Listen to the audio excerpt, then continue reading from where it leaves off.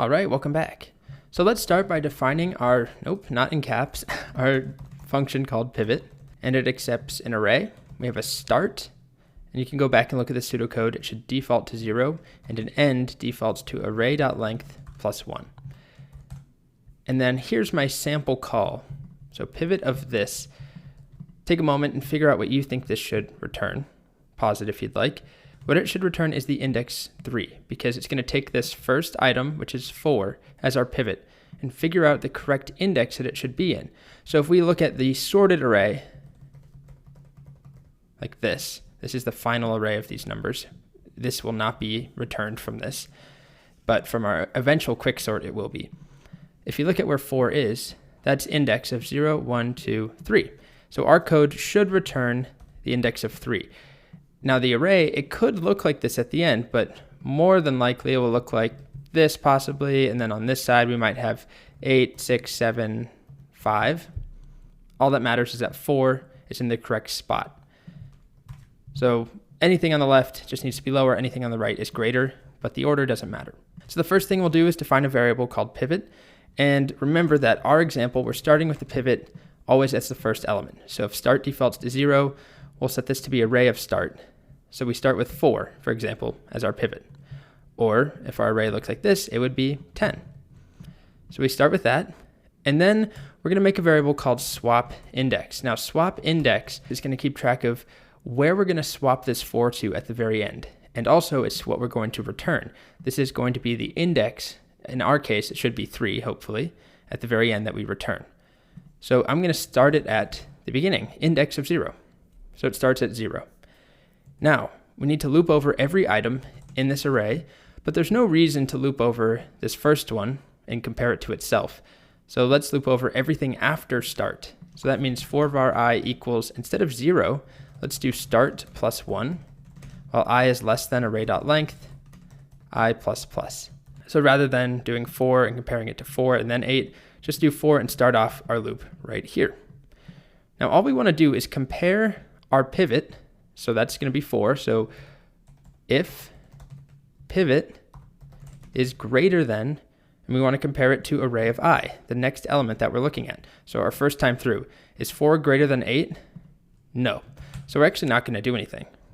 Next time through though, we're comparing 4, and now I has gone up to the index of 2. So we compare 4 and the value of 2.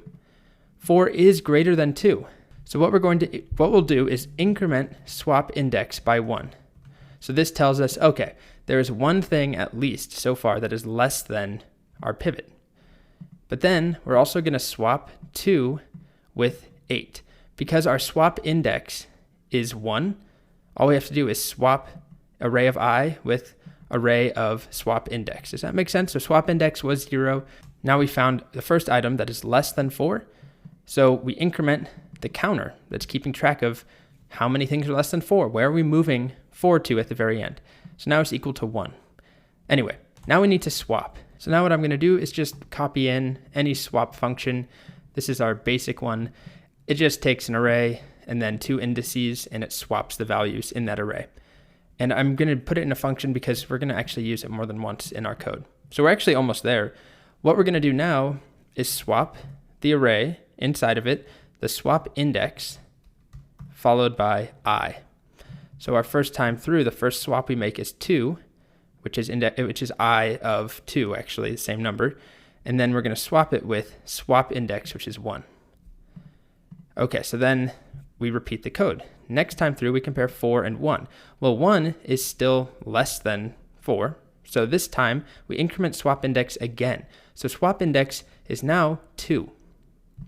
And then we're going to swap the item at index of 2 with the item at index of I, which means we're going to swap 1 with the item that's here, which is actually 8. So if we were to visualize this whole thing, we start off like this. And the next time through, we don't do anything with 4 and 8, but then we do swap 2 and 8, like that. And then the next time through, we're comparing 4 and 1. Well, 1 is less than 4. So we swap 1 and 8, like this. And now our swap index is right here. So at the end of the code, if there was nothing less than 4, which there actually is, but if there wasn't, at the very end, we're going to swap 4 and 1. And if we did that, we end up with all the numbers less than 4 on this side, ignoring the fact that we still have to account for 3. So we keep going, and next we compare 4 and 5, nothing happens. Then we compare 4 and 7, nothing happens. 4 and 6, nothing happens. 4 and 3, this time 3 is less than 4. So what do? We take 3 and we swap it with our swap index, which was right here. So now we swap 8 and 3. So we added 1 to our swap index, which now makes it index of 3, which, yes, it also is the value of 3. That's confusing, but this is our swap index. So the very last thing we have to do after our loop is take that last swap index and swap it with the start, like this. And now 4 is at the correct position.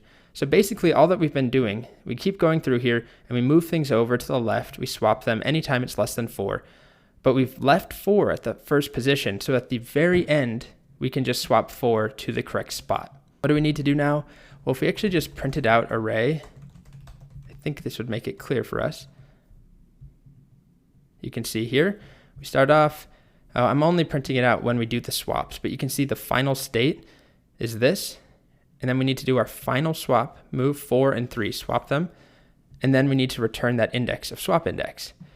So let's come down here after the loop and add in our final swap, which is in the pseudocode, swap the starting element with the pivot index. So we just do swap, which again is coming from here. And what are we going to swap? We're going to swap the array, the start, and then swap index. So we're not swapping the pivot because pivot is the value. The start is the index of that pivot. So this is kind of a headache to try and walk through. I totally recognize that, but let's just make sure it works first. We need to return at the very end swap index. Remember, that's the whole point. It needs to return the swap index. We run it, it returns 3. And if we start off with a different number like 9 here, it returns 8 because 9, the correct location is at the very end of the array of index of 8. So I'll go back to 4. So we get 3, and if we console.log the array at the very end, you should see 4 is in the correct spot. All the lower numbers are before it, all the greater numbers are after it. So that's our pivot helper. So kind of a lot of work. So now that we have that done, we need to move on to the actual sorting part. We're doing this one time.